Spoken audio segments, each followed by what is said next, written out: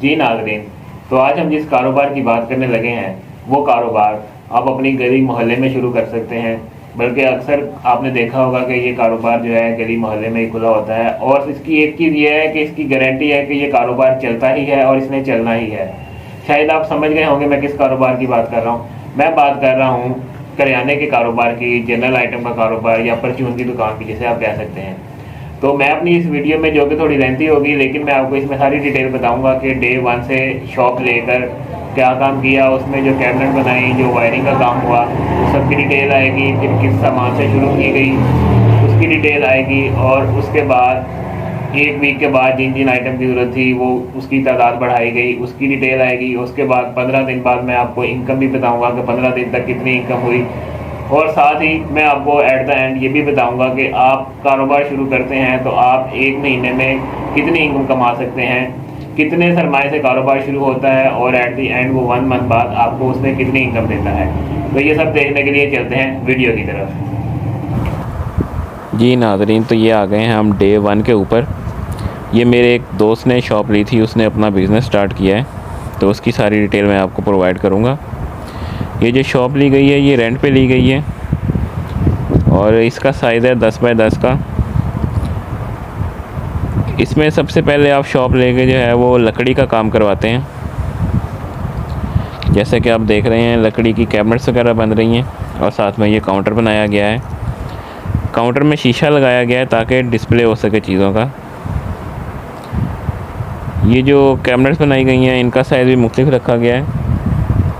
एक साइड की जो है वो 2 बाय 2 पे बनी है, 2 फुट चौड़ाई और 2 फुट लंबाई इसकी, और दूसरी साइड 2 बाय 1.5 की है।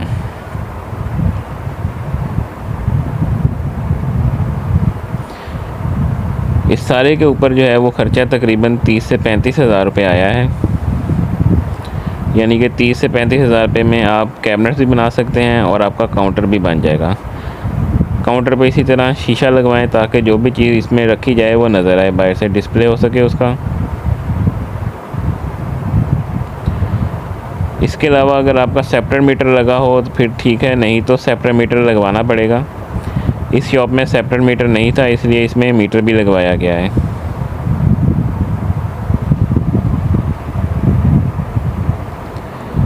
ये सारा काम करना ज़रूरी है किसी भी करियाने की शॉप के लिए।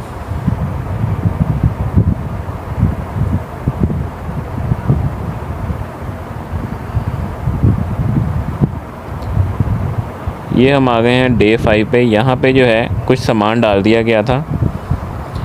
यहाँ पे अभी मैं आपको दिखाऊंगा क्या क्या सामान डाला गया है और इसकी वैल्यू क्या है, कितने पैसे से ये सामान डाला गया है। इसमें ये आपको सामने मोबाइल की एक्सेसरीज नज़र आ रही हैं, तो इसमें मोबाइल की एक्सेसरीज़ भी रखी हैं साथ में, क्योंकि इस एरिया में मोबाइल की एक्सेसरीज़ की शॉप नहीं थी, इसलिए साथ एक्सेसरीज़ का सामान रखा गया है। इसको ऊपर इसलिए रखा गया ताकि डिस्प्ले हो सके, नज़र आए लोगों को। और उसके साथ ये कुछ सामान डाला गया है जो जो माइंड में रहा, जिसमें ये ऑयल, बिस्किट्स वगैरह शामिल हैं, दूध के डब्बे हैं, ब्रश वगैरह हैं, और ये देख सकते हैं ये काफ़ी कुछ डाला गया है। ये सामान जो है तकरीबन 80,000 रुपये में डला है। अभी ये स्टार्ट में सामान डाला है, आने वाले दिनों में और भी सामान डाला जाएगा जिस तरह से रिक्वायरमेंट होगी।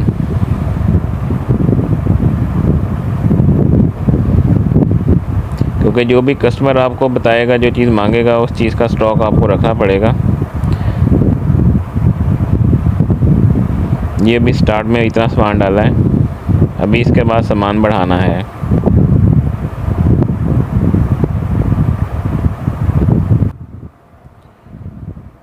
ये अब आ गए हैं हम डे 10 के ऊपर।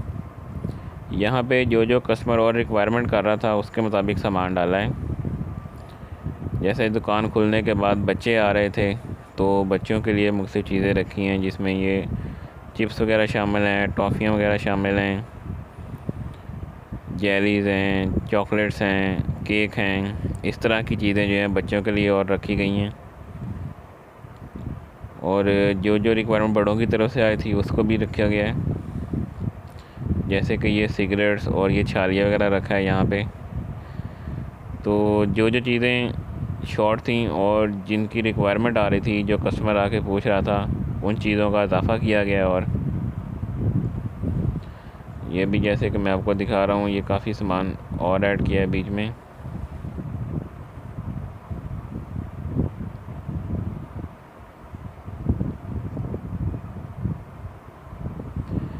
ये जैसे कि आपको मैंने दिखाया,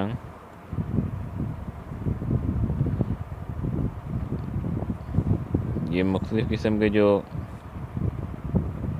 मसाले वगैरह आते हैं, ये खुली पैकिंग में भी होते हैं और इस तरह की पैकिंग में। फिर ये चिप्स लेज़ वगैरह आ गए, चीटोज़ और कुरकुरे वगैरह, ये भी बच्चों की फरमाइश पे है। अब हम आ गए हैं डे 15 के ऊपर। ये देख रहे हैं, ये 15 दिनों की सेल है मेरी। मैंने इस सेल में से कोई भी पैसा खर्च नहीं किया, बल्कि जितना भी सामान डाला है बाद में भी वो और पैसा लगा के डाला है। तो बाकी सामान डालने के ऊपर जो है तकरीबन आप समझे मेरा 50 से 60,000 और लगा है। तो 80 का सामान जो है इसमें पहले डाला गया था और 60,000 का सामान और डाला गया है।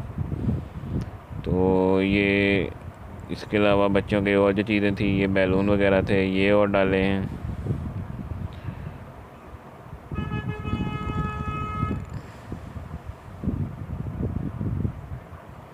मतलब काफ़ी सामान जिसकी रिक्वायरमेंट आई है वो डाला है। जैसे कि ये थे अभी वाइपर वगैरह हैं। तो आप समझे टोटल इस पे तकरीबन 140 और 35 उसका 175 के करीब जो है इस पे टोटल खर्चा आया है।